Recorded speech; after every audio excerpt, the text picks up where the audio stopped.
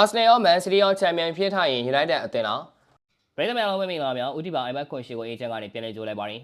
Arsenal အသင်းကဘယ်လိုကစားတယ်ကစားဝက်ကအဆင်မပြေဘူးကိုသမားကောင်းနေလို့နိုင်နေတယ် Arsenal သာ Champion ဖြစ်ရင်ရုပ်ဆိုးကြီးတက်မယ်ဆိုပြီး United ကွက်လက်လောအောင် Posco ကပြောခဲ့တာပါဒါအပြင် Posco အနေနဲ့ဒီနေ့မှလည်းနောက်တစ်မျိုးထပ်ပြောခဲ့ပါတယ်အဲ့ဒါကတော့ Man City အသင်းကလည်းအရင်နှစ်တွေကလောက်ကောင်းမနေခဲ့ပဲအဆင်ပြေမှုတွေများနေခဲ့တဲ့အသင်းပါမနိုင်ပြောရင်တော့ Man City အသင်းကိုလည်းအရင်ကားလောက်ကြိုက်မနေပါဘူးဒါကြောင့် Posco ကတော့ Arsenal ရော Man City အသင်းကိုပါ Champion ဖြစ်ထိုက်ပါဘူးဒါပေမဲ့ဒီအသင်းတွေကတင်းကိုရွေးပါဆိုရင်တော့ Man City အသင်းကိုရွေးချယ်လိုက်မှာပါလို့ဆိုသွားခဲ့တာဖြစ်ပါတယ်ဒါပေမဲ့ Posco ပြောပုံအရဒီနေ့ Premier League Champion ဆုကိုအဆင့်3နေရာက United အသင်းကိုပေးလိုက်ရမှာလား United အသင်းကလည်းရှိ2016ခုနှစ်အတွင်းမှာ Arsenal Man City တို့ထက်ပိုမိုကောင်းမွန်နေခဲ့ပြီး9ပွဲကစားထားမှာ6ပွဲနိုင်2ပွဲတည်ကြတာခဲ့တာပါဒါအပြင်ရှုံးပွဲလုံးဝမရှိထားပဲ Michael Carrick လက်ထက်မှာ United အသင်းကအကောင်းဆုံးပုံစံတစ်ခုကိုရောက်နေပြီး current form ရ Arsenal Man City တို့ထက်တောင်မှတည်ငြိမ်လို့နေခဲ့တာပါဒီနောက်ပိုင်း Premier League အသင်းတွေဟာအရင်နှစ်တွေကလို့မဟုတ်တော့ပဲအသင်းငယ်တွေဆိုတာမျိုးမရှိတော့ပါဘူးနောက်ချက်က3ရက်တပွဲလုံးရုန်းကန်နေရတဲ့အခြေအနေမျိုးမှာအသင်းကြီးတွေကလည်းပွဲပန်းမှုတွေကိုစတင်ခံစားလာရပါပြီ။တရားပြဿနာတွေကြားထဲမှာအသင်းရလက်ကောင်းမှုအတွက်လှုံ့ဆော်နေရတာတော့